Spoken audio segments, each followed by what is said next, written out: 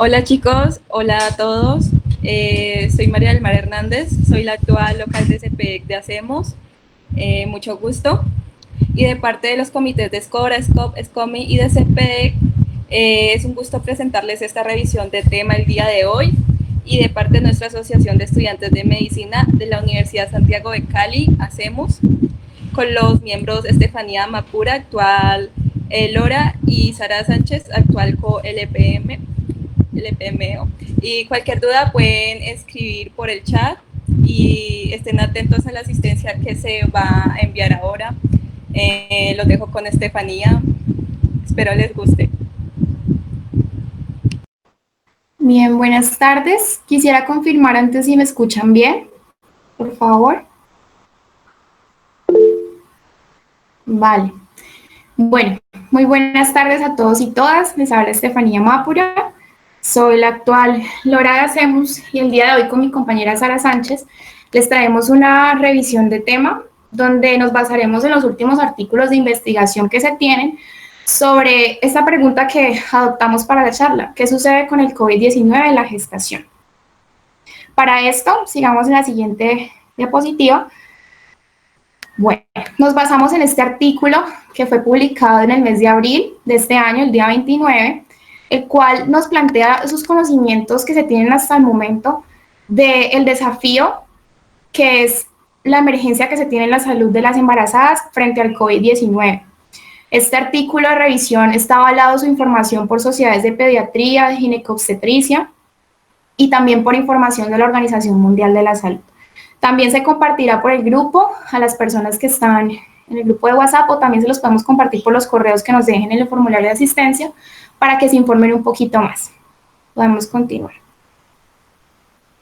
Bueno, para iniciar, hablaremos de unas generalidades que todos de pronto hemos escuchado a lo largo de estos meses, y es que este síndrome respiratorio se debe a un nuevo coronavirus que se inició en Wuhan, China, en diciembre del 2019, y desde esto ha ocasionado una pandemia hasta el día de hoy.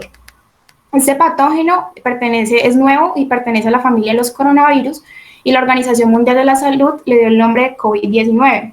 Es un virus que tiene una transmisión muy alta, es muy letal y por ende ha necesitado distanciamiento social o cuarentenas para atenuar y hacer la contingencia necesaria de la transmisión.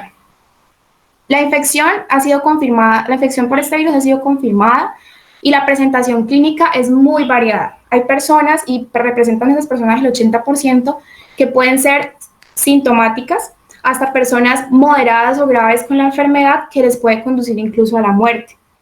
Los síntomas principales, tanto para embarazadas o para cualquier persona, son fiebre, tos y dificultad para respirar, y la medida preventiva que se está tomando es el distanciamiento social, como sabemos, para prevenir los contagios, pero pues aún sigue en investigación qué medidas se pueden tomar para este COVID-19 en futuros meses. Igualmente, las manifestaciones principales clínicas sobre este COVID-19 en el embarazo las veremos más adelante. Bueno, como hablamos de una población susceptible que hay que proteger, vamos a guiarnos hacia el embarazo. Este COVID-19 se ha detectado tanto en niños, jóvenes, adultos mayores y en mujeres embarazadas.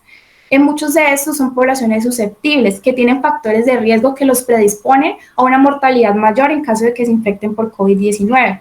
Estos son una edad avanzada, como los adultos mayores, o presencia de comorbilidades, por ejemplo, diabetes, hipertensión arterial, enfermedad coronaria, enfermedad renal, o un estado de inmunosupresión, como sucede en el embarazo. Por esto, la embarazada es un grupo de riesgo para el contagio de coronavirus, también para el desarrollo de esta infección y las complicaciones que pueda traer. ¿Por qué? Porque, como les estoy diciendo, el estado de embarazo es un estado de inmunosupresión relativa, que hace que estas mujeres sean susceptibles tanto para infecciones virales en general y pues claramente para el coronavirus.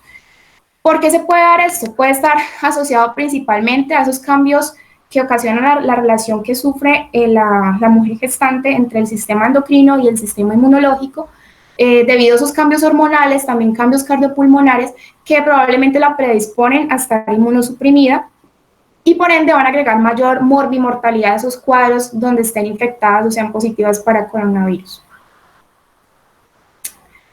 Cuando nos vamos a otra población susceptible, y es la pregunta que nos hacemos cuando hablamos de gestación, es si hay unas consecuencias letales para el feto y el recién nacido. Como sabemos, esta es una enfermedad que poco se conoce, sigue en investigación y lo que se tiene hasta el momento es muy mínimo hasta lo que se puede llegar de conocer de la enfermedad. Por eso las evidencias sobre las consecuencias que se pueda tener sobre el feto y el recién nacido hasta el momento son muy limitadas. Más sin embargo, lo que se recomienda es un buen control prenatal, una atención obstétrica en época inclusive de COVID-19. La mujer debe seguir asistiendo a sus controles y muy importante respetar el distanciamiento social y la cuarentena para proteger tanto a la mujer gestante, al recién nacido y pues al equipo de salud que la vaya a atender. Es muy común que las mujeres gestantes acudan a consulta cada mes hasta la semana 36. Esto es muy normal en el caso de que a ustedes en su consulta les llegue una mujer en este momento. Luego, después de esas 36 semanas, va a asistir una vez a la semana. Claramente, estos intervalos de asistencia a la consulta pueden variar si se presenta alguna amenaza o algún trastorno en la gestación, no solo por COVID-19. Esto es muy normal en el caso de que nos encontremos en esta época de pandemia, la mujer asistente a sus controles prenatales. Lo que sí es principal es siempre que asista tener unos cuidados prenatales muy minuciosos, es decir, durante la primera visita evaluar todos esos factores que puedan presentarse de riesgo y que se desvíen de lo normal, que llamen la atención y se tengan que trabajar. Siempre valorando el bienestar fetal durante el embarazo y durante el trabajo de parto también. Cuando hablamos de la situación actual, pues sabemos que es un desafío poder tener en control todas estas mujeres gestantes que son población vulnerable para el contagio, porque la dispersión del virus ha sido muy grande y el manejo para estas mujeres debe ser muy minucioso, como lo vimos. Claramente existen unos protocolos, pero pues la charla del día de hoy es enfocada a la fisiología y lo que sucede, digamos, orgánico en la mujer gestante. Si desean tener una charla sobre los protocolos que se están trabajando hasta el momento, pues lo podríamos realizar.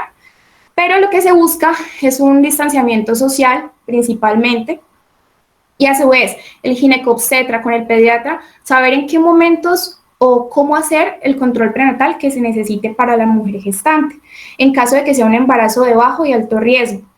También conocer el manejo de la paciente embarazada por COVID-19 positivo, ya sea durante el tercer trimestre, el parto y el puerperio, siempre garantizando el bienestar materno-fetal y el personal de salud. Bueno, básicamente esto es muy importante y es lo que se tiene a modo general sobre el COVID-19 y la gestación. Las mujeres embarazadas no parecen ser más susceptibles a las consecuencias del coronavirus, más sí son susceptibles a infectarse por ese estado de inmunosupresión que vimos anteriormente. Pero en general los datos son muy limitados. Lo que sí se debe tener en cuenta, como a toda población susceptible de infectarse por COVID-19, es unas enfermedades médicas ya que sean un antecedente en la mujer gestante. También se resalta que hasta el momento, y es una muy buena información, no hay muertes reportadas en mujeres embarazadas. Igualmente, pues se esperan más investigaciones. Y también aquí hay una información sobre el primer estudio que se hizo, que fue justamente en Wuhan, China, donde se evaluaron 147 mujeres embarazadas, de las cuales una de estas fue asintomática, 82 fueron con sospecha y fueron 64 mujeres confirmadas. En porcentajes hablando, un 8% desarrolló de forma severa la enfermedad y un 1% la desarrolló en forma crítica. A continuación, pues ya vamos a ver un poco más sobre el sistema inmune durante la gestación para guiar un poco toda la información que hemos hablado. Hola a todos, ¿me escuchan?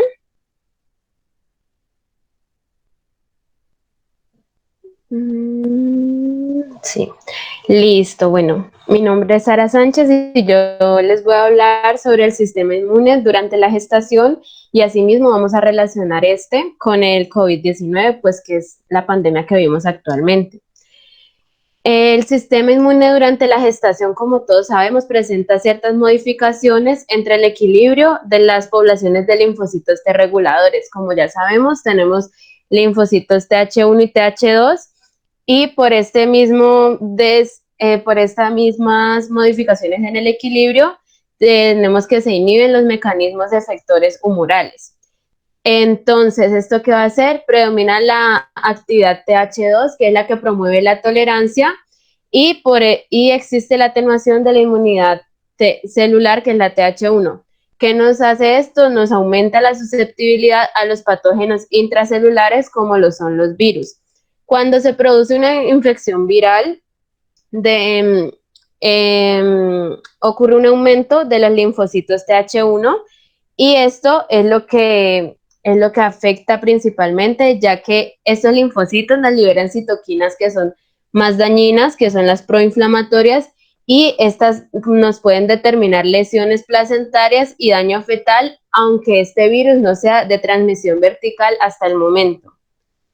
Los cambios en el sistema cardiorrespiratorio en el embarazo aumentan la susceptibilidad de la mujer a una infección grave y aumentan asimismo el compromiso hipóxico que ésta pueda tener. También retrasan el diagnóstico y, por ende, el control de los contactos. Tenemos también que el alto nivel de los estrógenos y de la progesterona nos genera una congestión y edema secundario en el tracto respiratorio superior.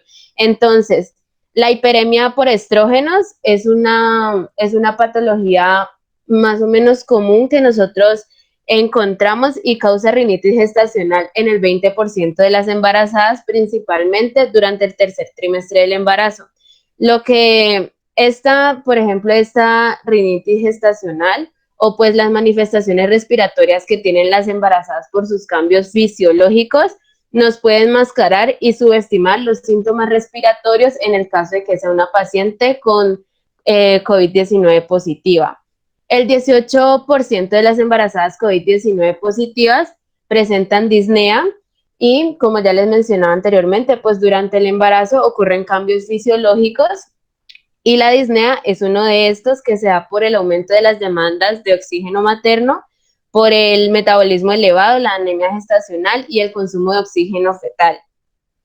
Entonces, tenemos que, lo que ya les mencioné anteriormente, principalmente los aspectos respecto a lo pulmonar, nos generan una alteración de la capacidad residual funcional en los pulmones. Entonces, tenemos volúmenes expiratorios finales y volúmenes residuales que se disminuyen de manera constante desde que inicia hasta el embarazo.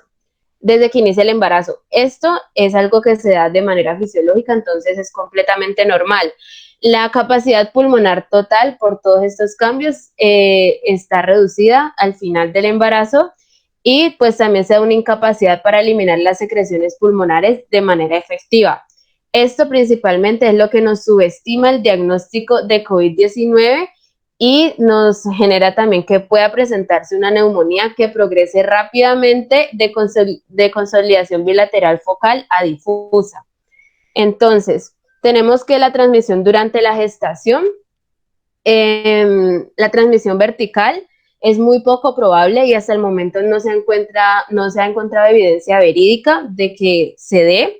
Solo hay 2 casos de posible transmisión vertical que se han reportado en la literatura, que ha sido en el presente año, pero estos casos siguen estudiándolos porque posiblemente se trató de una transmisión por contacto neonatal, entonces no fue como tal vertical.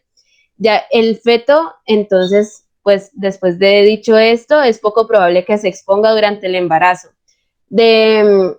Estas pues enunciados también se tomaron con base en un estudio que se le realizó a 9 embarazadas de Wuhan, China, que dieron positivo para COVID-19.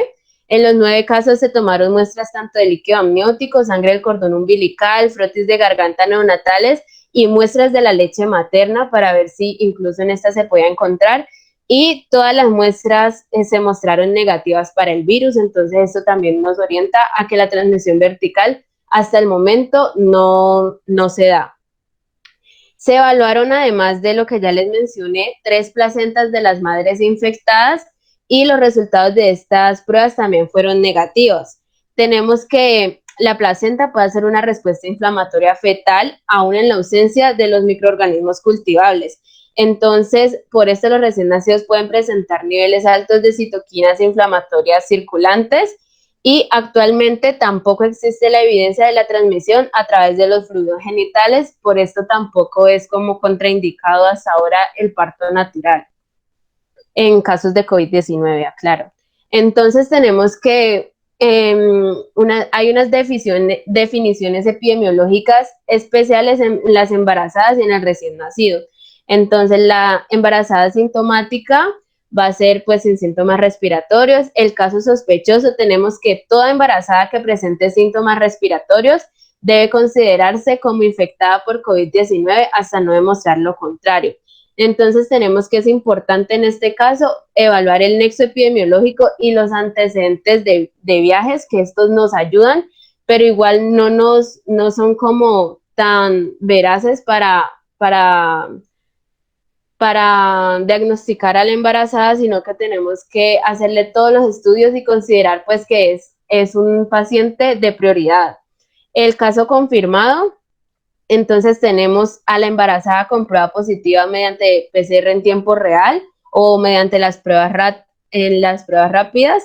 Tenemos que presente los síntomas y además de esto los hallazgos radiológicos, pues con las radiografías, o los síntomas respiratorios y el nexo epidemiológico. Tenemos también el recién nacido sospechoso, entonces estos serían los recién nacidos que tengan un antecedente materno de infección dentro de los 14 días previos o 28 días posteriores al parto, y también si de pronto el bebé ha estado en contacto con algún infectado. Entonces aquí no se hace necesario que el bebé tenga síntomas para sospechar de la infección. Tenemos que es muy probable tanto en las mujeres gestantes como en todos los pacientes que la proporción de las infecciones ocurra por contactos asintomáticos o con síntomas leves que no fueron sospechosos y por ende no fueron investigados. Entonces hay que tener en cuenta que pues debe ser de mucho cuidado los contactos tanto de la embarazada como del recién nacido y como de las personas pues que estén alrededor de ellos como más cercanas. Las manifestaciones clínicas en las embarazadas COVID-19, tenemos que la gran mayoría de las gestantes experimentan síntomas leves o moderados.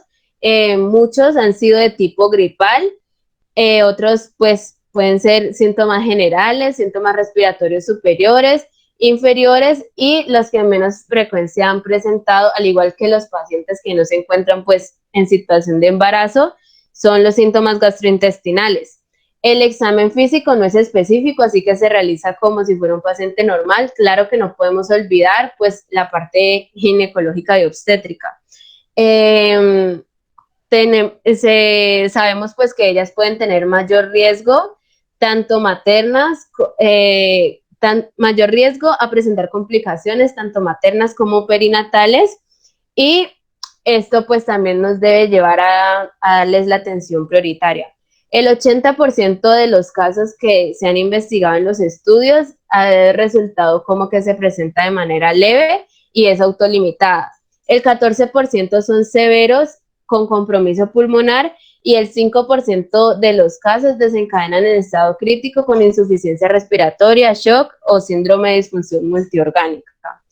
Tenemos también, entonces, para poder evaluar esto en una gestante, debemos saber que la enfermedad pues tiene unas fases y de acuerdo a esas fases se le da el manejo. Tenemos la fase 1, que también se llama fase de respuesta viral. Entonces en esta encontramos que hay mayor carga viral, ocurre del día 1 al día 7. Entonces la PCR puede ser positiva en la nasofaringe, los anticuerpos por lo general van a ser negativos, vemos que aparece leucocitosis o linfopenia, hay aumento de PCR, que es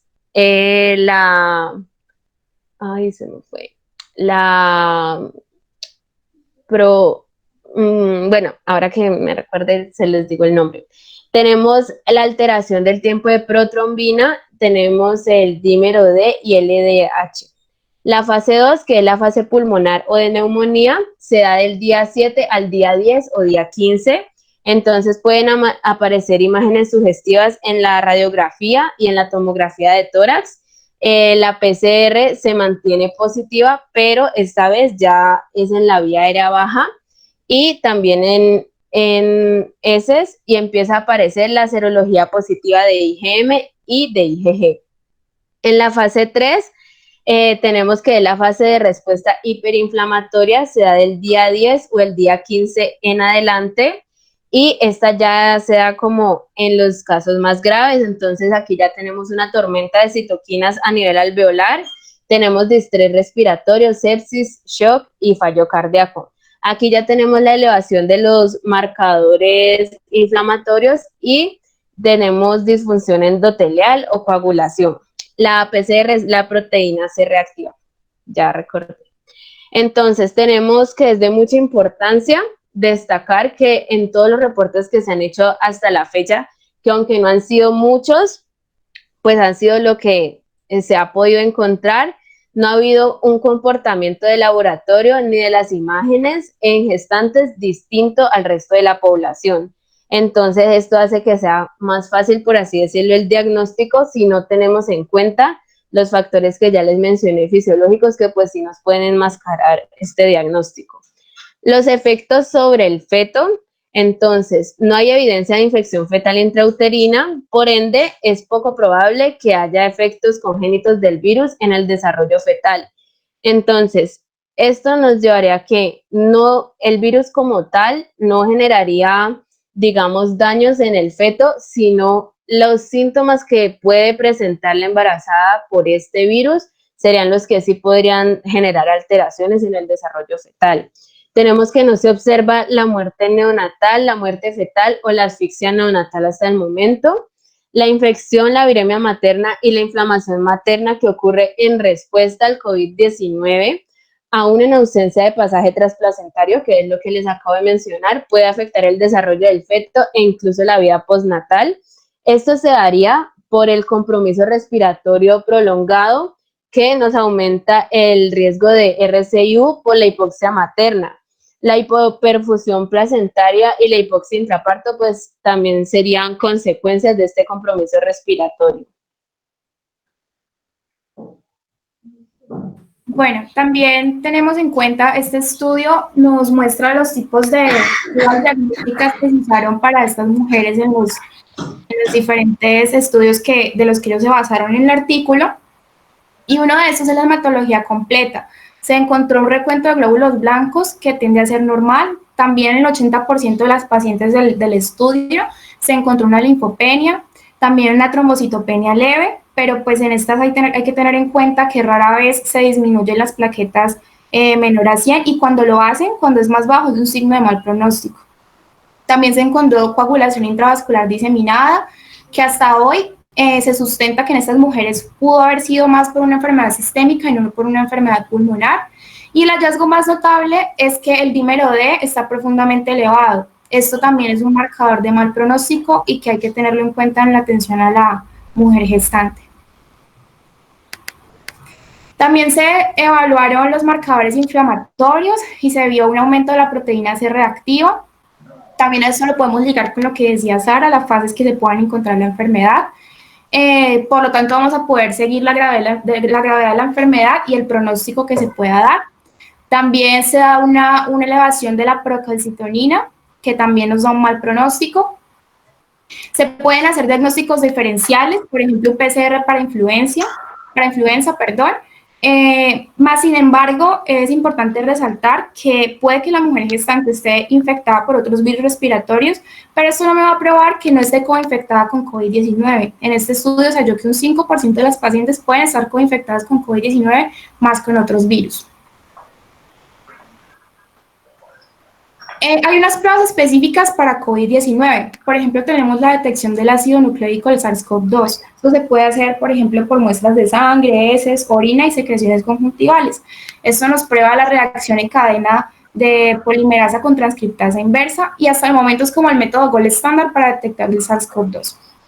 También se puede hacer una detección de los anticuerpos séricos, ya que se dice que después de la infección estos se producen, entonces un título de anticuerpos en la fase de recuperación se va a mostrar 4 veces mayor que en una fase aguda.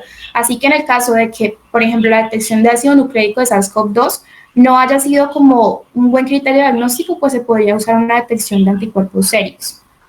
También se podría utilizar un test rápido de COVID-19 de IgG e IgM por medio de sangre entera, suero, plasma. Esto lo que nos lleva a detectar cualitativamente los anticuerpos IgG y IgM contra el SARS-CoV-2, que se pueden detectar en una infección primaria o secundaria y se hace de 10 a 20 minutos. También podríamos utilizar una radiografía de tórax o una tomografía computarizada.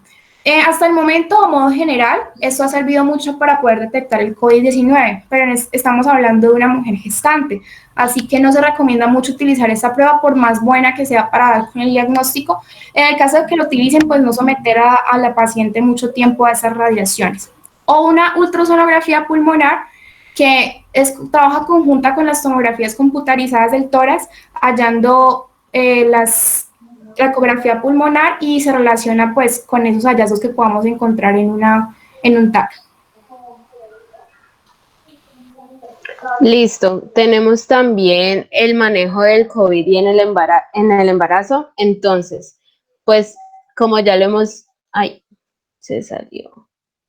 Como ya lo hemos mencionado, depende de también la condición de la embarazada como tal para dar este manejo. Entonces, en la embarazada sana tenemos que se manejan o pues llevamos a cabo todas las medidas que han demostrado que evitan el contagio, que también pues las recomendamos en todos los pacientes y en todas las personas en general, que es el aislamiento social y las medidas de prevención, pues el lavado de manos, usar el desinfectante de manos que contenga alcohol, no tocarse la cara, no saludar de mano ni de beso, mantener el distanciamiento, limpiar y desinfectar objetos y superficies y solo acudir al médico si presenta, digamos, una infección respiratoria con fiebre, cefalea, dolor faríngeo, rinorrea, no automedicarse y acudir al médico de manera pues más rápida si hay falta de aire o dificultad respiratoria, además de los síntomas ya mencionados. Tenemos que los controles prenatales se deben hacer, pero evitando las salidas del hogar, entonces serían a través de video o teleconsultas. Las pacientes que son de bajo riesgo deben asistir a una primera evaluación entre las 11 y las 13.6 semanas, ya que esta nos ayudaría a la detección de aneuploidías, al tamizaje de trastorno hipertensivo del embarazo y el tamizaje de cáncer de cuello uterino.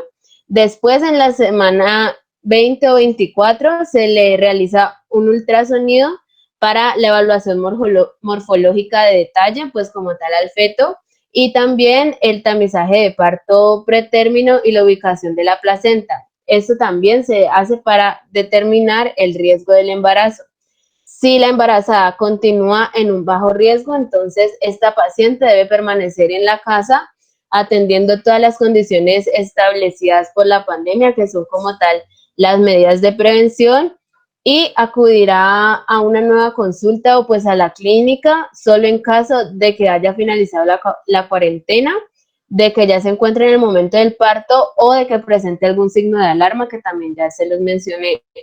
Las pacientes sanas, es decir, sin COVID-19 positivo, pero en condición de alto riesgo, sabemos que son las que tienen trastornos hipertensivos asociados, diabetes gestacional, restricción del crecimiento intrauterino, embarazo múltiple, malformaciones congénitas, enfermedad inmunológica, entre otras patologías que estas se dan como tal, como una clasificación de la Organización Mundial de la Salud, deben cumplir con las 2 primeras visitas mencionadas y la periodicidad de la vigilancia obstétrica se establece según la patología o condición de base que la ponga en riesgo. Entonces, si tiene hipertensión, diabetes, bueno, de acuerdo a esa patología, ya como tal determinamos si debe hacer visitas adicionales y cada cuánto se harán.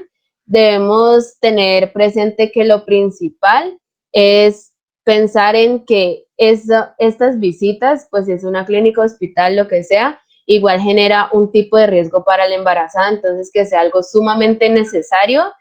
Y también debemos fortalecer que el personal de salud que atiende a estas mujeres deba pues cumplir también con todas las medidas de prevención para que prevengamos las infecciones de ellas. Si tenemos una embarazada expuesta o un caso sospechoso o confirmado, entonces debemos fundamentar todas las pautas del manejo clínico en los cambios fisiológicos que se dan durante el embarazo y los patológicos que se pueden ocasionar por la infección y las posibilidades de afectación del embarazo. Entonces, ya se les había mencionado, si la mujer se considera un caso sospechoso, debe tratarse como un caso positivo. El manejo obstétrico del embarazo y del parto se debe basar en un abordaje dinámico en el cual pues debemos tener todas las especialidades necesarias pues para que esto sea de la mejor forma. Entonces, la embarazada la evaluamos desde el punto de vista médico general y desde el punto de vista obstétrico. La condición, debemos mirar la condición médica de la paciente de acuerdo a la sintomatología clínica, los factores de riesgo y los resultados de los paraclínicos. Como sabemos, estos paraclínicos nos van a evaluar la respuesta inflamatoria, la función pulmonar, una posible coagulopatía por consumo, el funcionalismo hepático y la función renal. Esto nos ayuda para delimitar la clasificación según la severidad pero esto ya sería de la infección de COVID-19 como tal. Tenemos que también vamos a tener en cuenta la condición obstétrica, que es la edad gestacional, evaluar la placenta, el índice de líquido amniótico, cómo va el crecimiento fetal y realizar una ecodoppler. Los antecedentes y los factores de riesgo nos sirven demasiado porque estas nos pueden modificar la conducta que debemos llevar, así esta embarazada pues no tenga un caso de COVID complicado. Tenemos que tener un manejo en el equipo multidisciplinario en todas las etapas de la enfermedad. Debemos tener un obstetra, un perinatólogo, un infectólogo, un médico especialista, un anestesiólogo, neonatólogo y de cuidados intensivos de ser necesario a disposición de la paciente para que pues cualquier posible complicación podamos manejarla de la mejor manera. Tenemos ya respecto a la lactancia materna, que pues como todos sabemos, el efecto protector de la lactancia materna es demasiado. Entonces, particularmente, este efecto es muy fuerte contra las enfermedades infecciosas que se previenen mediante la transferencia directa de anticuerpos y otros factores antiinfecciosos y la transferencia duradera de la competencia inmunológica y la memoria. Entonces, teniendo en cuenta estos beneficios, la madre puede continuar lactando, obviamente con algunas prevenciones. No se ha detectado el virus del COVID en la leche materna, entonces el principal riesgo para los bebés como tal no sería el consumo de la leche materna, sino el contacto con la madre. Entonces, las madres sintomáticas que están amamantando o practicando el contacto piel a piel deben siempre llevar a cabo la higiene respiratoria, que es el uso de tapabocas, la higiene de las manos antes y después del contacto con el niño y también la limpieza y desinfección de las superficies con las que ha estado en contacto la madre. Si la madre está muy enferma para amamantar, o sea que digamos el estado físico como tal no sea el más adecuado y no se encuentre en las condiciones absolutamente necesarias pues para realizar el proceso de amamantado, entonces debemos extraerle la leche para evitar los problemas de la congestión mamaria y esta leche la puede tomar el lactante, por lo que ya mencionamos de que allí no encontramos el virus. Como conclusiones, entonces tenemos que el manejo de la embarazada como tal es prioritario por su condición de inmunosupresión prácticamente fisiológica que se da por el embarazo, pero aún así no es muy diferente al manejo que se le da a todos los pacientes infectados como tal. Tenemos una información que es muy como gratificante, que no se han registrado muertes de embarazadas por COVID-19.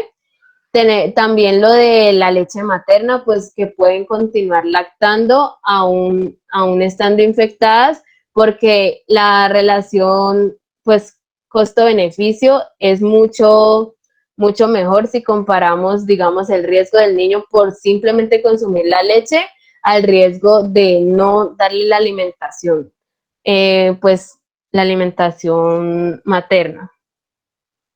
Y listo, si tienen alguna preguntita, pues las vamos a estar leyendo. Bueno, chicos, muchísimas gracias por la atención. Ahora pasamos a las preguntas. Pueden escribirlas en el chat. Ya pusieron la asistencia en el chat también para que lo tengan en cuenta pues para que se registren.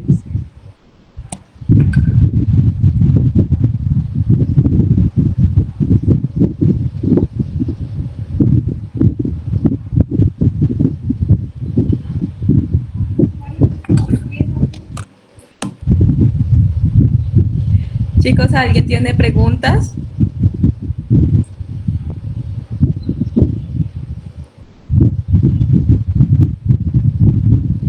Pueden activar los micrófonos si quieren.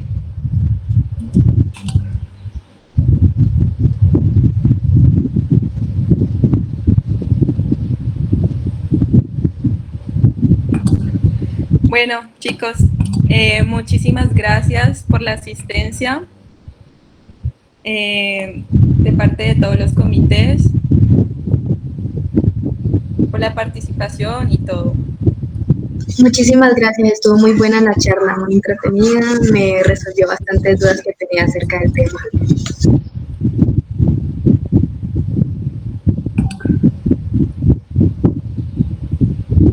No olviden llenar el formulario de asistencia. Gracias a Sara y gracias a Estefanía. Vale, chicos, muchas gracias. Por el grupo les estaremos pasando el artículo de revisión para que lo tengan. También estamos atentas en caso de que quieran que hagamos una charla sobre los protocolos que se están manejando en esta momento. Pero tengan una buena tarde y gracias por el espacio que nos prestaron.